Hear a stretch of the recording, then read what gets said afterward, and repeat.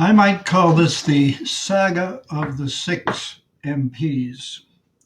Back a couple of years ago, I discovered that the Canada Child Tax Benefits legislation was the payment of that was based on the income of 2 years, two tax returns previously, which meant that somebody who had lost their income had to wait 18 months before they could get the child tax benefits, even though their income had gone down enough so that they were more or less eligible.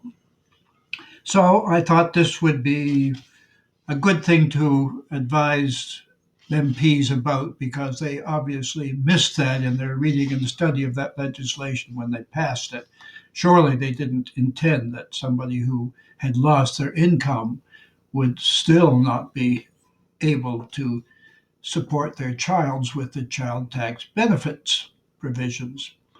So I have sent out to uh, four members of parliament, and then the same information ended up in the hands of the two other cabinet ministers. And I haven't received a reply to my correspondence from any of the members of parliament. I did get a telephone call from the NDP member that I sent the information to, and it was a pleasant call, but nothing about whether this was right or wrong or whether he would do anything to correct it. And I did get in to see my own member of parliament, the treasury, the critic for the Liberal Party, but only after I had sent a summary of all my lack of response to his party's senior senator. So I got a letter back from the Minister of Justice who received this in the form of a form letter, which said something about the policy of the CCTB.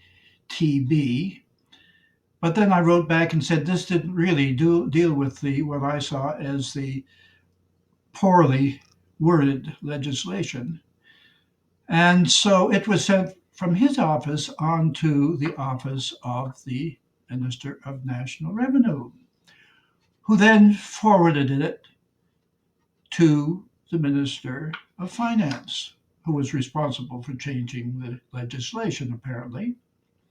And I got back from the Minister of Finance the exact word for word, comma for comma, form letter that I'd received from the Minister of Justice in the first place. So I don't know whether none of these people cared that it was a discriminatory piece of legislation, and it was easy to correct. I pointed out a couple of ways that the legislation could be corrected, and even if the corrections were made, it would be easier to administer.